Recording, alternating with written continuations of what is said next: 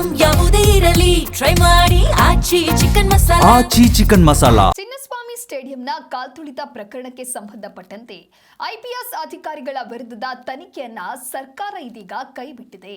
ಮೂವರು ಐಪಿಎಸ್ ಅಧಿಕಾರಿಗಳ ವಿರುದ್ಧದ ತನಿಖೆ ಆಗ್ತಾ ಇತ್ತು.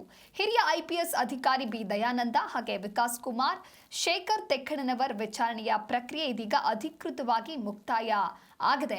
ಹಾಗಾಗಿ ಕಾಲ್ತುಳಿತದಲ್ಲಿ ಸಾವನ್ನಪ್ಪಿದವರಿಗೆ ಹೊಣೆ ಯಾರು, ಮೃತರ ಜೀವಕ್ಕೆ ಬೆಲೆ ಇಲ್ವಾ ಅನ್ನುವಂತಹ ಪ್ರಶ್ನೆಗಳು ಎದುರಾಗ್ತಾ ಇದೆ. ಸರ್ಕಾರ ಕಣ್ಣೊರೆಸದೆ ಕಣ್ಮುಚ್ಚಿಕೊಳ್ಳುತ್ತದೆ ವಿಪಕ್ಷ. ಆರ್ಸಿಬಿ ವಿಜಯೋತ್ಸವದಲ್ಲಾದ ಕರಾಳ ಘಟನೆಯನ್ನ ಜನ ಮರೆತಿದ್ದಾರೆ. ಶ್ರದ್ಧಾಂಜಲಿಯನ್ನ ಸಲ್ಲಿಸಿ ಕೈ ತೊಳೆದುಕೊಂಡಿದೆ ಆರ್ಸಿಬಿ ತಂಡ ಅನ್ನುವಂಥ ದೊಡ್ಡ ಮಟ್ಟದ ಚರ್ಚೆಗೂ ಕೂಡ ಈ ಒಂದು ನಿರ್ಧಾರ ಕಾರಣ ಆಗ್ತಾ ಇದೆ.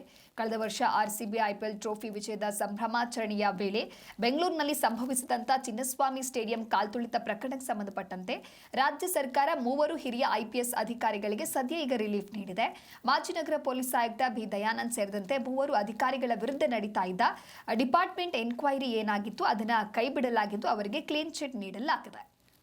ಒಟ್ಟಾರೆಯಾಗಿ ಐಪಿಎಲ್ ವಿಜಯ ಸಾಧಿಸಿದ ಸಂಭ್ರಮವನ್ನು ಆಚರಣೆ ಮಾಡೋದಕ್ಕೆ ಚಿನ್ನಸ್ವಾಮಿ ಕ್ರೀಡಾಂಗಣದ ಹೊರಗೆ ಅಪಾರ ಜನಸ್ತೋಮವೇ ಜಮಾಯಿಸಿತು. ಈ ವೇಳೆ ಉಂಟಾದಂತಹ ಕಾಲ್ತುಳಿತದಲ್ಲಿ 11 ಜನ ಸಾವನ್ನಪ್ಪಿದ್ರು, ಹಾಗೆ 50ಕ್ಕೂ ಹೆಚ್ಚು ಮಂದಿಗೆ ಗಾಯಗಳಾಗಿತ್ತು. ಈ ದುರಂತಕ್ಕೆ ಭದ್ರತಾ ವೈಫಲ್ಯವೇ ಕಾರಣ ಅಂತ ಹೇಳಿ ಮುಖ್ಯಮಂತ್ರಿ ಆದಂತಹ ಅಂದಿನ ಮುಖ್ಯಮಂತ್ರಿ ಸಿದ್ದರಾಮಯ್ಯ ಹಾಗೆ 5 ಪೊಲೀಸ್ ಅಧಿಕಾರಿಗಳನ್ನ ಅಮಾನತುಗೊಳಿಸಿ ಅಂತ ಹೇಳಿ ಒಂದು ಆದೇಶವನ್ನು ಕೂಡ ಹೊರಡಿಸಿರ್ತಾರೆ. ಆದರೆ ಈಗ ಆ ಒಂದು ವಿಚಾರಣೆಯನ್ನ ಕೈಬಿಡಲಾಗಿದೆ. ಅಮಾನತಿನ ನಂತರ ಈ ಅಧಿಕಾರಿಗಳಿಗೆ ಶೋಕಾಸ್ ನೋಟಿಸ್ ಅನ್ನ ನೀಡಲಾಗಿತ್ತು. ಇಲಾಖಾ ತನಿಖೆಗೆ ಆದೇಶವನ್ನ ನೀಡಲಾಗಿತ್ತು. ವಿಚಾರಣೆಯ ಸಂದರ್ಭದಲ್ಲಿ ಅಧಿಕಾರಿಗಳು ತಮ್ಮ ಮೇಲಿನ ಆರೋಪಗಳನ್ನು ತಳ್ಳಿ ಹಾಕಿ ಸಮರ್ಥನೆಯನ್ನ ಅಂದ್ರೆ ಸ್ಟೇಟ್ಮೆಂಟ್ ಆಫ್ ಡಿಫೆನ್ಸ್ ಅನ್ನು ಕೂಡ ಸಲ್ಲಿಕೆ ಮಾಡಿರ್ತಾರೆ. ಈ ಹೇಳಿಕೆಗಳನ್ನ ಮತ್ತು ಆಡಳಿತ ಇಲಾಖೆಯ ಅಭಿಪ್ರಾಯವನ್ನ ಕೂಲಂಕುಷವಾಗಿ ಪರಿಶೀಲನೆಯನ್ನ ಮಾಡಿದಂತ ಸಕ್ಷಮ ಪ್ರಾಧಿಕಾರವು ಅಧಿಕಾರಿಗಳ ವಿರುದ್ಧದ ತನಿಖೆಯನ್ನ ಮುಂದುವರಿಸುವಂತಹ ಅಗತ್ಯ ಇಲ್ಲ ಅನ್ನುವಂತಹ ನಿರ್ಧಾರವನ್ನ ಮಾಡಿದೆ. ಈ ಹಿನ್ನೆಲೆಯಲ್ಲಿ 2026 ಜುಲೈ 14 ಅಂದ್ರೆ ನಿನ್ನೆ ಹೊರಡಿಸಲಾದಂತಹ ಸರ್ಕಾರಿ ಆದೇಶದಂತೆ ಈ ಒಂದು ತನಿಖೆಯನ್ನ ಅಧಿಕೃತವಾಗಿ ಸ್ಥಗಿತಗೊಳಿಸಲಾಗಿದೆ.